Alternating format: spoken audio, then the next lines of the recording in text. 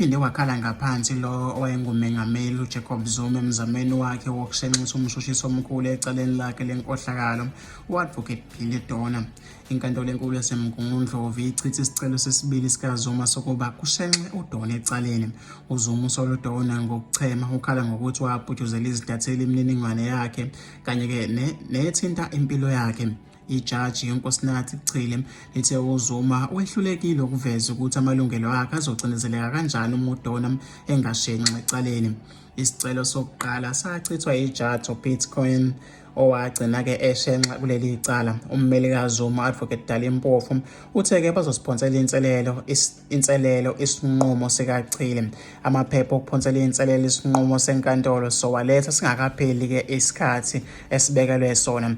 uDona uthe-ke bafuna kuqale ngokushesha ukuqula kwecala. Sekuneminyaka kubambezeleka ukuqula kwecala, kufanele-ke kuqale ngokushesha ukuqula kwecala.